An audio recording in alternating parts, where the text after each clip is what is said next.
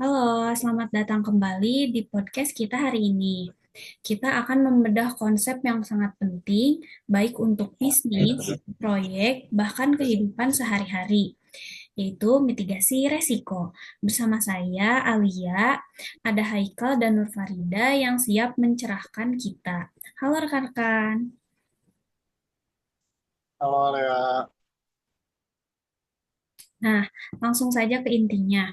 Saudara Haikal, dalam bahasa yang paling mudah dipahami, apa sih definisi mitigasi resiko? Oke, jadi mitigasi risiko itu adalah serangkaian tindakan rencana untuk mengurangi probabilitas atau kemungkinan yang terjadi di suatu ancaman atau meminimalisir dampak jika ancaman itu benar-benar terjadi.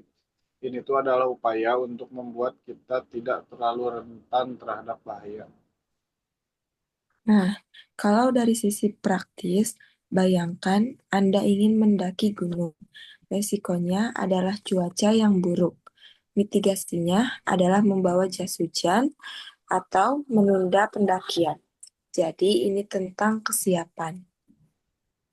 Nah, menarik banget nih. Jadi, ini bukan hanya mencegah ya, tapi juga mengantisipasi kegagalan. Nur Farida, dalam konteks perusahaan atau proyek, mengapa sih mitigasi ini wajib dilakukan? Oke, karena tanpa mitigasi, kita berhadapan dengan ketidakpastian yang bisa menghancurkan. Contohnya seperti perusahaan IT, resiko terbesarnya adalah data breach. Mitigasi mereka bukan hanya firewall, tapi data recover plan dan backup server jika mitigasi dilakukan. Kerugian finansial, reputasi, dan operasional bisa ditekan sampai nol atau mendekati nol. Secara konsep, mitigasi ini merupakan tahap akhir dari proses manajemen risiko yang sistematis.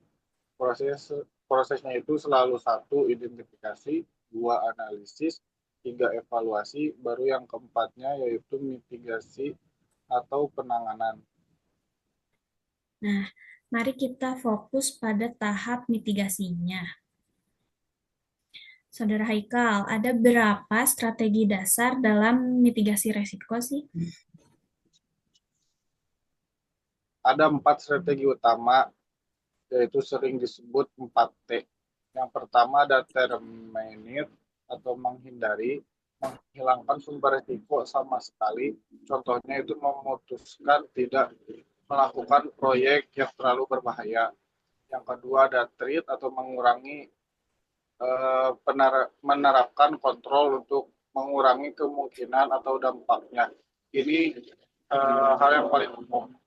Yang ketiga ada transfer, yaitu memindahkan, mengendalikan resiko ke pihak lain, biasanya melalui asuransi, outsourcing, atau kontrak.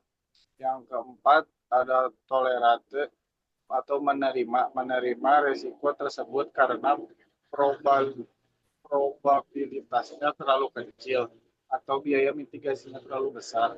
Tapi ini harus dilakukan dengan sadar. Oke, nah Saudari Nur Farida, bisa kasih contoh nyata dari strategi transfer dan tolerate? Oke, eh, transfer yang paling jelas adalah asuransi kebakaran. Kita memindahkan resiko kerugian finansial akibat kebakaran kepada perusahaan asuransi. Sementara itu, tolerat bisa jadi seperti ini.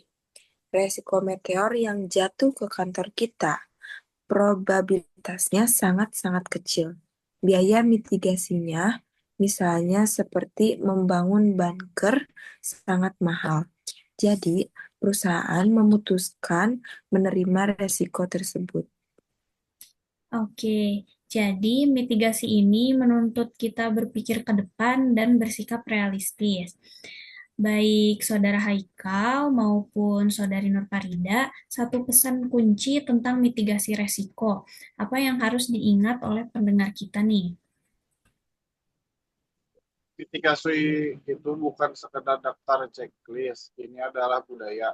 Budaya yang mendorong setiap orang di organisasi untuk selalu bertanya, apa yang salah dan bagaimana kita memperbaikinya sebelum terlambat.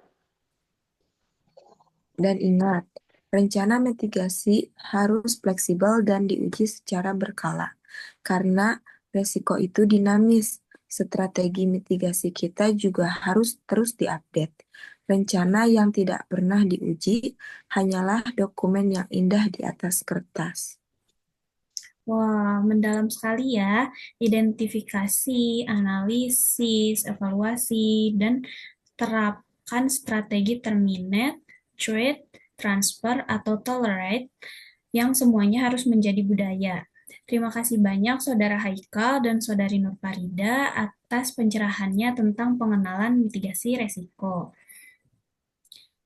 Ya, sama-sama. Baik, sampai jumpa di episode berikutnya. Tetap aman dan selalu satu langkah di depan resiko. Bye-bye.